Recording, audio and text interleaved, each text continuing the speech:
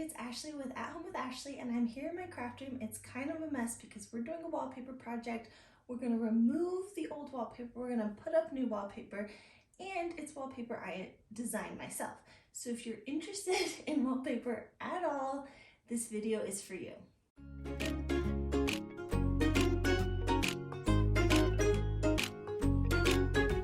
Okay, for this wall, you can see we have a curved ceiling, and then this is straight right here. I only wallpapered this part, and over the years as I've lived with it, I've regretted it. I feel like this also needs wallpaper.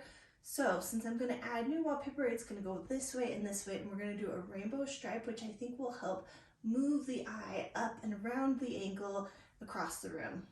On this side of the wall, I already removed the wallpaper that was right here, and when I took it off, it really messed up the drywall and I had to do a bunch of repairs. We're gonna make a solution to help soften up the wallpaper paste. So all it is 1/3 parts vinegar to 2/3 part hot water, and I just mix those in a spray bottle.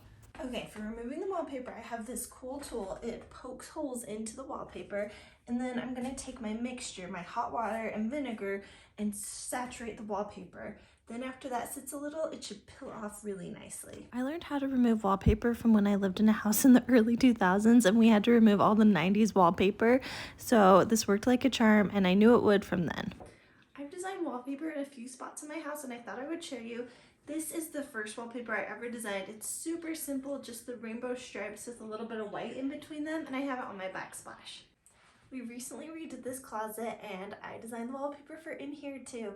When we were doing demo, I found a swatch of the original wallpaper, and it was so cute, but there was only a tiny bit, so I used that as inspiration to create my own wallpaper. It has vintage botanicals on it and kind of the rainbow colors to match with the rest of my house, and I just think it's so fun and a great nod to the original bones of this home. To design your own wallpaper, you're going to need to use a graphic design software. I use PicMonkey. It's pretty intuitive. You could use Canva, or if you know Adobe Photoshop, that works too. A while ago, I made this little print, and I just wanted to use it to show you how easy it is to take something like a print and upload it, and in less than 5 minutes, you can have custom designed wallpaper. The first thing I did was scan in a picture of my print and saved it to my computer. Now I'm in PicMonkey and I'm making a new canvas, and you want to make this as big as possible so you can have a big repeat if you want. I'm doing 6400 pixels by 6400 pixels, and so this is really nice and big. So now I'm adding the image, and I will upload that cute little botanical print that I drew. And you could do kids art, you could do graphics you buy on Etsy, as long as they have like commercial use on them. So this is loading, and then we will put it into the canvas. So now that the art is on here, we're going to remove the background, and this is an option in PicMonkey that I love, and it takes a second, but it takes out anything in the back, that like the white background. So now it's just transparent, and I'm going to make it as big as possible. So the background is a little bit big for the size I was able to get the print, so I'm going to edit the canvas, make that a little bit smaller so it perfectly fits in the size of this like cute little flower, because that's all I want to see on my wallpaper that I'm designing. So now I'm saving this, and I want to save it as a PNG, and I want to save it as big as possible, so I'm doing print size because this is going to be wallpaper, so I want it to be as crisp and clear as possible. And now I'm going to go open up Spoonflower so that we can upload this there. On Spoonflower, literally anyone can upload their own design, so you just go to the upload design, and then you're going to choose your file, and this is the one that we just created, and it's going to take a few minutes to upload, and you need to make sure that you have the copyright for it. Then you press upload, and it takes a second to get up there, but then once it does, it automatically populates and makes its own thing. So it kind of looks a little weird at first, but then when you click over and you see what it looks like on the wallpaper, you can see how awesome it is.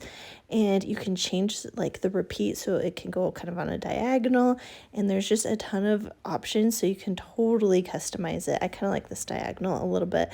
And then it's really fun because you can see it on all sorts of different products. It's like instant gratification that you can see your cool thing on wallpaper or tablecloths or napkins. Isn't that like really fun? So here it is on the wallpaper, and you can see like it up close. I just love this. It's really cool. And now you saw in less than 3 minutes, we were able to upload our own image onto Spoonflower. After you've uploaded your image onto Spoonflower, you're going to need to order a sample, and this is an example of one. And you cannot put it for sale before you order a sample. And you just want to make sure the colors look good, the repeat looks good, like there's no mistakes, which I found. I've made a mistake on one, I got a sample. It saved a ton of money and time to just look over the sample. So this is what the sample looks like. You can also paste it on your wall to make sure you can't see the texture through it. So you get this, and then you can order your actual wallpaper. So now you have a pretty good idea of how to design your very own wallpaper. I have a more in-depth tutorial and show exactly how I designed this cool wallpaper stripe. So let's put it up now, the exciting part. Okay, I want to show you the tools I'm using to wallpaper. So first off, I have a paint tray and I cover it in a garbage bag because you don't want to get, in the future, paste and paint mixed together. It ruins your paint job. So you'll throw this away once you're done. We have a brush and a roller so that you can put the paste. This is for tight corners, the roller's for bigger spots. And then a wet rag so you can clean off any extra paste.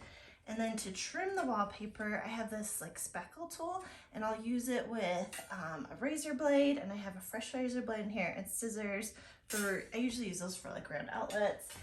And then my favorite wallpaper paste is this Roman stuff you can just get at Home Depot. It works so good. And the last thing I use is a laser level so that you can get your lines perfectly straight. I'm using traditional wallpaper, which means you need to paste the wall first. So I'm using paste on a roller, and I'm using some on a brush to get in the tight corners, and this is where the first piece will go. You can kind of see I have the laser level on the wall so I can line up the first piece perfectly straight. I'm using a wet rag and a wallpaper smoother to get the wallpaper on there perfectly straight, and I had to move it a bit to get it level, but then once you've got the first piece on perfectly straight, you can go with the other pieces and line them up, and it's much easier. Okay, so here is the finished wallpaper. I think it looks so nice. It's a big look in here. It's a little bit Rainbow Circus, but I like it. One day I will have storage here and hang stuff on the wall, but for now I just wanted to show you how the wallpaper turned out and how good it looks.